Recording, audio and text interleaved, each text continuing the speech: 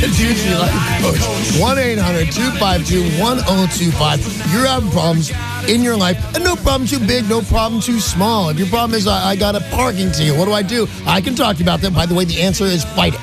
The answer is always fight it. The cop probably won't show up and you'll win. See, they're right there, free of charge. Danny Bonaduce, Life Coach, right there. 1-800-252-1025 if you'd like to talk to the Life Coach. If not, you can send an email to lifecoach@KZOK.com. What do we got there, Sarah? We'll start off with an email this morning. Cindy in Granite Falls has written, I'm engaged, but I don't have a ring.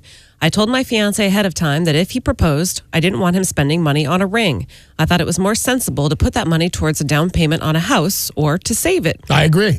But when I tell people, in particular women, that I'm engaged, the first thing that most of them say is, well, where's your ring? Right. Can I see your ring? And I try to explain, although I really don't think it's anybody's business. I get the sense they all think my fiancé is poor or broke or uncaring. How would you handle this? Well, you know what? You threw me a monkey wrench there at the end, because now I think we need to decide if he's any of those things. And if he is, he needs to get you a ring. And love is pain and pain is love. You know, go out and buy an expensive diamond ring. If he loves you and you truly believe, don't buy me a ring, it's a waste, let's save it for a house. Here's what I think. And I was just talking about this with my wife, at her sister's wedding just the other day, and I've always thought it. And I think this about me, and I got a job, and I love my wife. But if I was getting married again, I would tell my wife, is this cool if we do this? And then we'll put the money down on a honeymoon or a house, whatever. Cubic zirconias cannot be detected anymore. There's no way your friends could. No way. It's not a chance. It's not a dare. It's not a thing. They don't know. They will not know ever. Why don't you and your fiance run right out, spend $150 on what will look like, because don't go too big, $150 on a $1,700 diamond ring replica if you want. It's a good idea. It's a great idea. I would do it now. My wife and I, I could afford it when we bought it, but it's a lot. It was a lot of money. It was a good chunk of change. I would never. It means something to the girl. Buy it. You love her. I love my wife. It's awesome. But if it doesn't mean that much, why would you ever spend that kind of money on a diamond ring again? Get together, kind of have a secret. It'll be fun to beat your friends down with this. You and your fiance get together, buy a cubic zirconia that says, he really loves me. He wants to get married. Excuse me.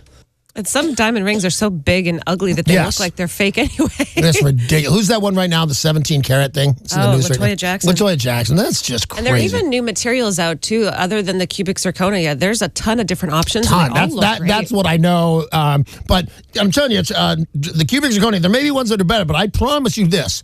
No one without a jeweler's loop and a specific education will ever know that's not a $4,000 ring, a $10,000, whatever you want to do. I say go for $1,700 because they probably know your finances. But this is not just for you. This is for anybody. I don't understand the glass company, spending $10,000 and putting yourself in the hole. It's like student loans, except you're at least getting an education. So get a cubic zirconia, and no one will know but you, and it'll be funny. Thank you very much for the email. 800-252-1025. Call that number now if you've got a question for the Life Coach. Brian in Port Orchard, you're on with Danny. Hey, Brian, how are you, man? Good morning, sunshine moonshine. Morning. So I got a question for you guys. So I actually ended up, I'm a resident in Washington State. Right. It's probably been about at least 8 years now that I was sent down to California to get clean and sober. Good for you, by the way. How much time you got? Well, no, let's not get it twisted. I lasted for a little while down there, then someone ended up showing me where to go, and that ended up resulting in me picking up 3 felony warrants, actually 2 while I was down there. And I don't know if you know the PC 1000 and Prop 36 laws. I do. So I got put on both of those. The first one's PC 1000. If you mess up that probation, which I got caught again, they put me on Prop 36. Right. And if you fail, and if your dirty urinalysis comes up, you actually are charged with another felony. And I believe that's like a 3-strike rule down there. So I jumped on a Greyhound bus and came back up here before. Not a bad move. Before any of that happened. So my question is, I've gotten pulled over a few times and they've brought it up, but I'm just worried. I got something in the mail the other day that stated that I owed Orange County in Santa Ana money. That's where I was at. I was in Newport Beach is where I was at. Why do you owe them money? For court cost. Okay. Can you afford to pay it? Well, my problem is that they sent it to my address here in Washington, so they know where I'm at. And it's like $5,000. Yeah, I could pay some on it for sure, but I'm afraid if I leave some type of paper trail, that's just going to leave it easier. All right. When were you arrested? I was like 20 years old. I'm 28 now. So. Okay, so about 8 years ago. What were the specific charges? Possession. Okay, of? Heroin. Heroin. All right. Can I tell you this? And you know what? I was going to say I don't condone drug use. I'm not going to hide my feelings that this is a non-issue. If people want to get mad at me for saying heroin's a non-issue on this particular case, go ahead. They're never going to come get you. Never, ever, ever. I promise you that. They're never going to be a knock on the door saying, hi, we're in Los Angeles, California, and you had some heroin in your pocket 8 years ago, and we want to spend, I'm going to go with $50,000 to drag you back to LA. If your question to me is, can I get extradited? The answer is yes, you can, but you're not gonna. You absolutely are not going to. If you're staying up nights waiting to be extradited to Los Angeles or to California, it is absolutely not gonna happen. I wouldn't mind that you set up a payment plan with the court, but that's just to get your, so you can sleep a little more easily at night, because I don't know that me saying they're never gonna come get you is gonna completely avail your fears, but I promise you, they ain't coming. Why don't you work out, and they'll take whatever you offer, $100 a month, a payment plan on that $5,000 you owe, but sleep well. They are never gonna come get you, Brian. 800-252-1025. You need to call that number if you've got a question for the life coach, because any kind of problem you have, Danny can help you. Make the call. Alexis in Gig Harbor, you're up next. Hey, Alexis. Good morning. Good morning. What can I do for you? I have a freshman athlete baseball player, and he plays on a tournament team. Why do you have him?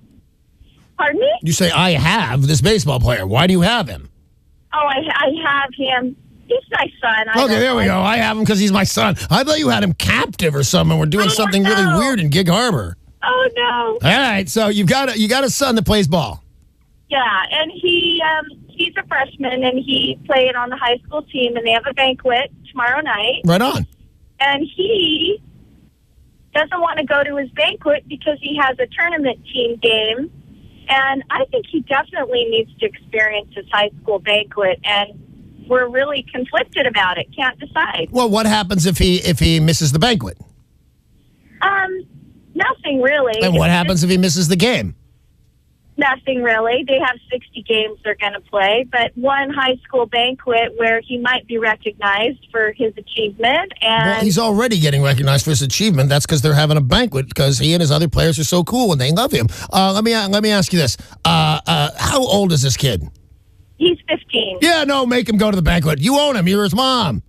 Right on. That's no, that's the thing that a lot of parents fail to realize when they call up, and God love you, if your 13-year-old is bothering you, or your 13-year-old daughter is dating a guy you just can't handle and he's got tattoos that say, I love to smoke pot, you say, put her in a room, take her computer away from her, you own her, she's your property, try and do right by her. Tell him with all good cheer how much you want him to go to the banquet, and then he'll probably go, because you sound like a great mom, and he sounds like a great kid. But if you have to put your foot down and say, hey, this is my house, sing my song, buddy, that's what my dad said, and go to this banquet with me, it would mean a lot, and I'm telling you right now that little Bobby would absolutely be honored to take his mother to the banquet. So this kid is, and I want you to tell this in all seriousness, Alexis, this kid's dying to do right by you. I can just tell. I can tell he's on these, these baseball teams. It's awesome. He's got a banquet on one hand, another game on the other hand. Most kids don't have that, and most moms don't have this. This kid's dying to make you happy, and he will, Alexis. And congratulations on raising a good child and having a great little family there. 800-252-1025. That is the number to call to get through to Danny Bonaduce, life coach. Can you imagine if growing up, my biggest problem was I didn't know whether to go to my banquet or my ball game? That kid rocks. Stephen Woodinville has sent an email to lifecoach@kzok.com and has said, my wife offered to get breast implants as a birthday present for me. She made this proposal. By the way, can I tell you right now, she offered to get breast implants for her. Don't let her fool you, man. That's his question. Oh, wow, look at me go. She made this proposal a few months ago, and I missed my opportunity to say, but you're perfect without them. Now my birthday is drawing closer, and I don't want her to do it. But I feel like I'm too late in telling her. Do you agree? Should I tell her? Or do I just go along with it? Part of me wonders if it's really something she wants to do for her and not actually for me. Of course it's something she wants to do with her. And you can look up the studies on this. All women, okay, I'm going to go with 72%, but that's actually shy. 94% of women get any kind of plastic surgery for other women. That's who they get it for. She's getting knockers for her friends. This has nothing to do with you. If she needed to say that, so what? You know what? We're all too sensitive. So what? She wants to blame this on you. Here's your big thing, because she wants him, man. You know that. Don't let her go crazy big. Here's what's going to happen. She's going to want to go in and say to the doctor, yeah, I'd like a full C. And the doctor's going to say, and factually, he's not being malicious here, he's going to say, you know what? Every time I do a full C, about 6 months later, Now they don't even say that. About 3 months later, the woman comes back and says, I should have gone bigger, Doc. The fact of the matter, if she wants a full C, she should get it. And if she doesn't see what she wants the full D after that, she'd have to have them replaced again to go full D and then go, I'm going to go back to full C. So if she wants to get the full C, hold her hand, and who cares if she wants it for her and wants to say, she doesn't want to take credit for this. That's all. She doesn't want to admit that these are fully for her. So let her get them. Say whatever you need to say to not make waves in this one. Everybody's going to be happy later. She's going to have the fake breast implants or the real breast implants that she wants just for her. She's going to go up to her friends. This is weird. She's going to do this to her friends right after surgery. She's going to go, they're going to say, wow, did you get new breasts? And she's going to say, yeah, feel them. That's the weirdest thing. Chicks that would never let other people just feel their boobs. She's going to let your friends feel them. She's going to let her parents feel them. It's the weirdest thing ever. But yeah, back her play on this one. It's not hurting anybody. It's no big deal. The nastiest, the most dangerous thing about getting the anesthesia, and she'll be waking up in a couple minutes with a C-rack if she's smart and feel much better about herself. So yeah, back her play and go get some breast implants with her. But that's a real good email, man. If you've got a question for the life coach, there is still time to call 800-252-1025. And at any time, you can always email lifecoach@kzok.com. Deb in Redmond sent an email. Yes. I have a boss who thinks being mean is motivational. That's a smart thing to say right there. I think he thinks we all find it funny that he's so mean, but some of my coworkers actually don't seem to be bothered by it. It drives me crazy to the point of quitting, which I can't actually afford to do. No, you can't. Smart call. Any tips for dealing with a mean boss? I will tell you this, that one of the things that we say here, but at any other company, because we've all gone to our sexual harassment training and things like this when you come to work for CBS. You go to that. I've gone a couple of times. I'm extraordinarily tender now.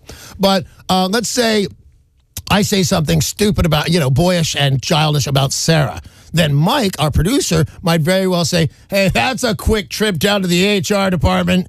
Well, we all get it's okay. Sarah's not going to sue me. I'm not really going. But just the words HR department are terrifying. Nobody thinks that's funny. We pretend we think it's funny. Why don't you make it known that you think, because mean is actual. Mean is, you're not going to get $1 million for mean. You might actually, to be honest with you, like you do for sexual harassment. But people hate it so much. It's called a hostile work environment. I'm not making this stuff up. It's a hostile work environment. I would say if you think, now I can't ask you about this, so I'm just going to give you my best shot. If you think you negotiate this conversation with him and just hint that it's a hostile work environment, or what you can say, you've got a real hostile work environment here. Don't say you're suing. Don't say you're going to the human resources department. Just say that, and I promise you, he'll get it. He'll jump too. And by the way, I'm not making this stuff up. It is actually has no right to be so mean that it's comical. He doesn't have the right. And as an employee, you have certain rights. So I would talk to this guy, and I think you'll win out on this. We've got another email cool. that came in at lifecoach@kzok.com. Annette in Marysville. My husband and I are both in our early 60s, and because of some bad decisions the past 10 years, we've lost all of our savings. He's still working, but he's getting tired, and it's time for him to enjoy retirement. At a time when we should be looking forward to our next chapter, all I do is worry. We still owe on our house, and we're living paycheck to paycheck.